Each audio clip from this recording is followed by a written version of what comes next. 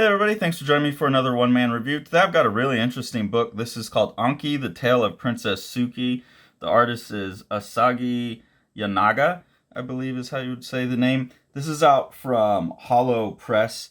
Hollow Press has a lot of really interesting artists. I'm always a little bit hesitant to get books from them because they lean very heavy into like horror, but also like you can see here on the inside, like very viscerally disgusting horror, which oftentimes I'm not a fan of. But this book, the art in it looked so cool that I had to get it and give it a try, and I'm really happy I did because so far, like the ick factor's there, but it's not. It doesn't seem superfluous to the story. It seems like this story calls for it, whereas some stories are just like that's all it's about is just being grotesque, but there's nothing else really behind it. This story very much, like with the samurai aspect and the demon aspect, very much calls for it and makes sense. You can see here right out the gate, like kind of what you're getting into. There's almost like a Blade of the Immortal when he's doing the pencil type of stuff going on in here, where you have a lot of these samurai fights. Really intense, violent action, like the way this woman's just jaws banged in and the tooth there, and just some really brutal, intense violence in the book. But yeah, you're dealing with samurais and monsters, so it makes sense. The art's all done in like a pen and ink with it looks like pencil, and then maybe some ink wash here and there.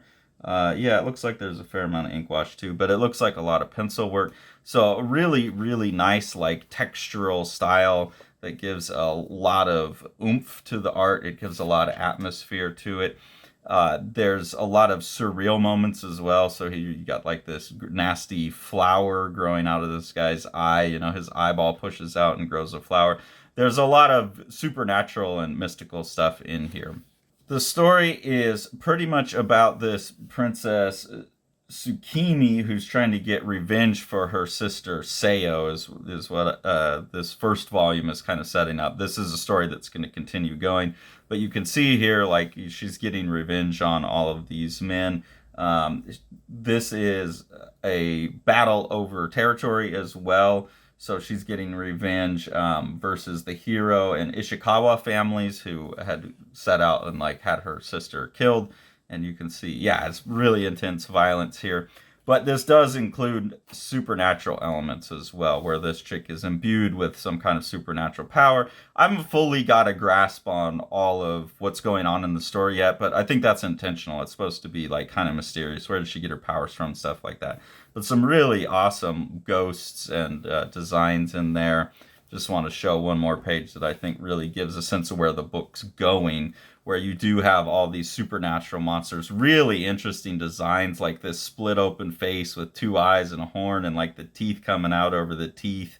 This crazy monster back here. It seems like that's the story's going to get more and more involved in the supernatural aspects of the battle between these clans and families, but also having this very like kind of Blade of the Immortal samurai action in it. So I don't want to give away more than that. It's a new book. Obviously, this is going to be a series. This is volume 1 in a series.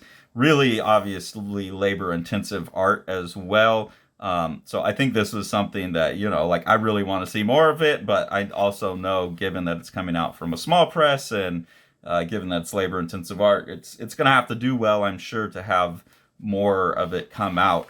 So it's a very cool book, amazing art, really interesting, compelling story that I'm excited to find out more about. And I hope you all head on over to Hollow Press and, you know, get yourself a copy and support this book so this artist can keep going on with their vision, because I think it's going to wind up being a really interesting, awesome epic by the time it's done. It's also really cool to get an artist coming out of Japan who's obviously has you know, a lot of influence from manga, but stylistically there's a lot going on in here that feels different from the average manga, that feels more European in approach. So like a good combination of two different legacies of artistic legacies there and coming together to make something really, really cool. So yeah, definitely go out, get yourself a copy of ENKI, The Tale of Princess Suki.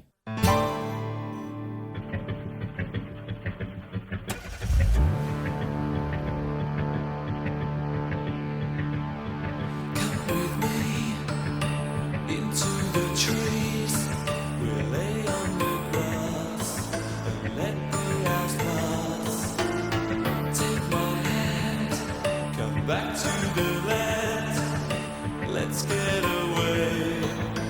just